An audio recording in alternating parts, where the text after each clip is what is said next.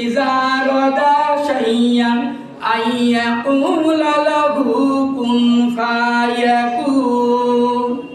আমার আল্লাহ বলেন, আমি আল্লাহ রাব্বুল আলামিন যখন কোনো কিছু সিদ্ধান্ত নেই, এইটা মুখ দিয়ে বলার আগেই সেটা হয়ে যায়। বলেন সুবহানাল্লাহ। আমার ভাইয়েরা, আল্লাহর হাবিব এই 26 তারিখ দিবাগত রাত্রি এশার নামাজ মসজিদে হারামে আদায় করলেন। এরপর আমার আল্লাহর হাবিব হাতিমে ঘোরাফেরা করছেন। যারা হজ বা উমরা করার জন্য গিয়েছেন তারা দেখেছেন কাবা ঘরের ডান পাশে, দরজার ডান পাশে রয়েছে সাদা পাথর দিয়ে ঘেরা একটি জায়গা, নাম হাতিম। ওই জায়গায় ঘোরাফেরা করলেন। এরপরে যখন ঘুমের ভাব হলো, তার আপন ফুবু উম্মে হানির ঘরে যে সবেমাত্র শুনলেন জিবরাইল আমিন আসলেন মানুষের সুরত ধরে। জিবরাইল আমিন এসে বললেন, ইয়া রাসূলুল্লাহ, ইয়া নবী আল্লাহ, আল্লাহ রাব্বুল আলামিন আপনাকে আজকে রাত্রে ইসরা করার জন্য ডাকতেছেন। আরবিতে ইসরা বলা হয় রাতের ভ্রমণকে। আল্লাহর হাবিব উঠলেন, ওযু বানালেন, 2 রাকাত নামাজ আদায় করলেন। আল্লাহর হাবিব বলেন, আমার ঘুমের ভাব ছিল, আমাকে কোলে করে জিবরাইল আমিন উঠে নিয়ে হাতিমের মধ্যে শোয়া দিলেন। বলেন সুবহানাল্লাহ। আমার বুক থেকে নবী পর্যন্ত চিরা হলো। আমার নারী ভুঁড়ি তামাম বের করে স্বর্ণ মুক্তা তৈরি জান্নাতের গামলার মধ্যে রেখে হাউজে কাউসারের পানি দিয়া সেইটা পরিষ্কার করা হলো। এরপর আবার আমার পেটের মধ্যে ভুঁড়িগুলো ঢুকে দেওয়া হলো। জিবরাইল আমিন আল্লাহর হুকুমে একবার হাত দিয়ে নাড়া দিলেন, সেলাই হয়ে গেল। বলেন সুবহানাল্লাহ। মা আয়েশা সিদ্দিকা বলেন, আমি যতবার আমার আল্লাহর হাবিবকে দেখেছি ততবার খেয়াল করেছি বুক থেকে নাভি পর্যন্ত সেলাইয়ের দাগ। সুবহানাল্লাহ।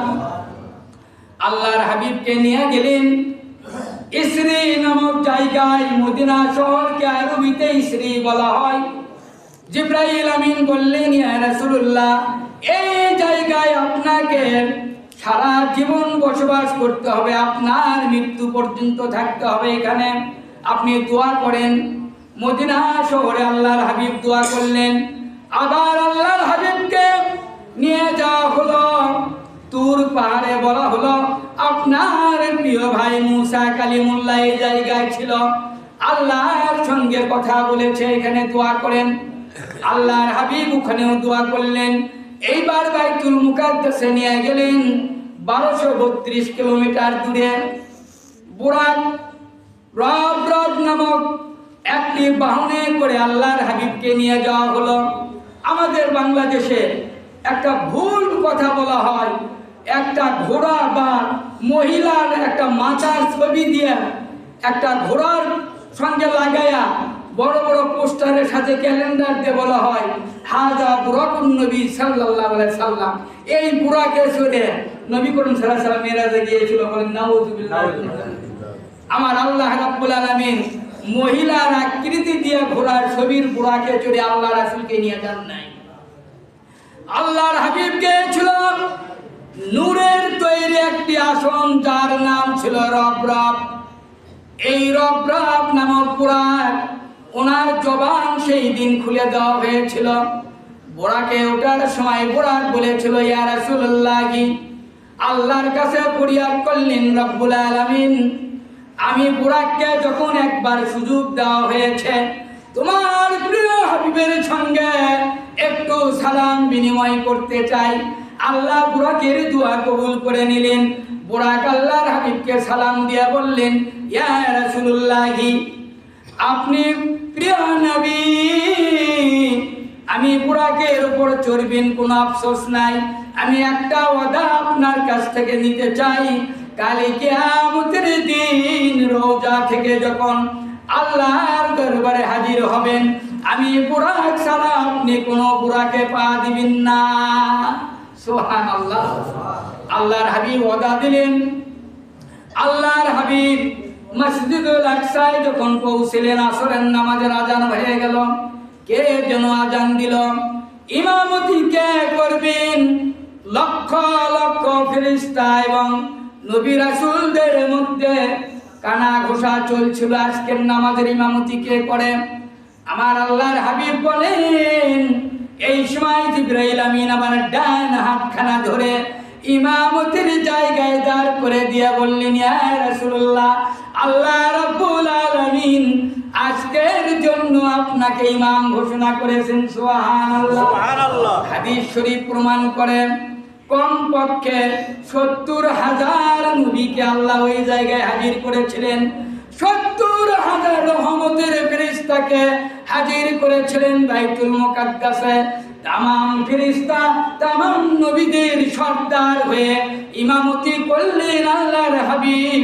প্রমাণ হয়ে গেল সাইয়্যিদুল মুরসালিন রাহমাতাল লিল আলামিন, প্রিয় হাবিব। সুবহানাল্লাহ। আমার ভাইয়েরা, আল্লাহর হাবিব নামাজ আদায় করার পর জিবরাইল আমিন পরিচয় করে দিলেন আদম আলাইহিস সালাম, ঈসা আলাইহিস সালাম, মুসা আলাইহিস সালাম, ইব্রাহিম আলাইহিস সালাম।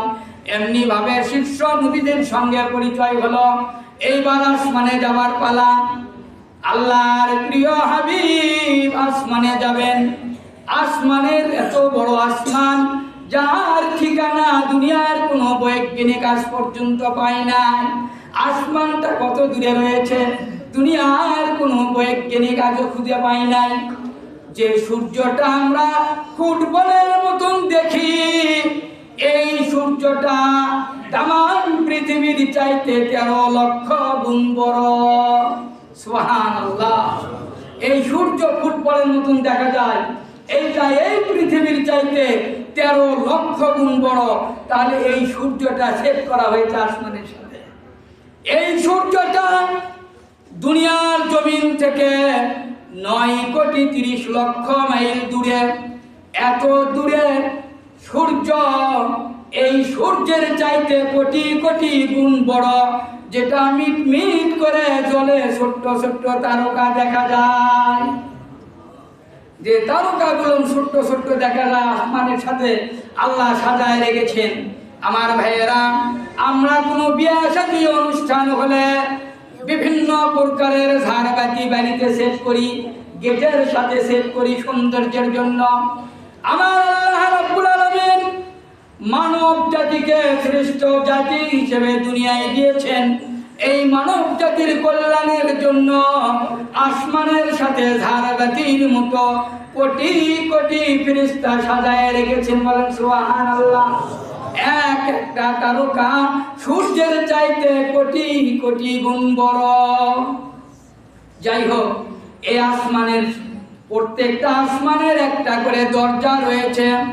এই দরজাকে বলা হয় বাবুল হাকাজা আরবিতে।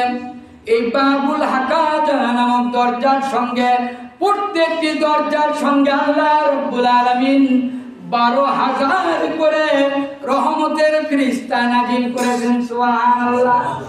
এক একটা দরজায় পাহারাদার হিসেবে 12,000 ফেরেশতা আল্লাহ রাব্বুল আলামিন সেট করে রেখেছেন।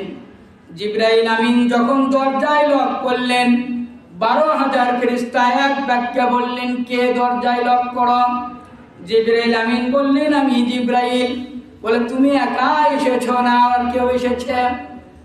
জিবরাইল আমিন বললেন, ফেরেশতারা আমার সঙ্গে আল্লাহর মেহমান হয়ে আল্লাহর প্রিয় হাবিব রাহমাতাল লিল আলামিন এসেছেন। সুবহানাল্লাহ। আমার আল্লাহ রাব্বুল আলামিন কোরআনে কারিমার মধ্যে ওয়াজ করেন, ওয়া মা আরসালনাকা ইল্লা রাহমাতাল লিল আলামিন। হাবিব, আমি तमाम দুনিয়ার तमाम মাখলুকাতের জন্য আপনাকে রহমত স্বরূপ নাজিল করলাম। সুবহানাল্লাহ। আমার আল্লাহ রাব্বুল আলামিন হলেন আলহামদুলিল্লাহি রাব্বিল আলামিন। तमाम দুনিয়ার মানুষের প্রশংসা করে আর আল্লাহ রাব্বুল আলামিন তার হাবিবকে রহমত স্বরূপ নাজিল করলেন, দুনিয়ায় পাঠালেন। আমার ভাইয়েরা, এই ঘোষণা শোনার সঙ্গে সঙ্গে ফেরেশতা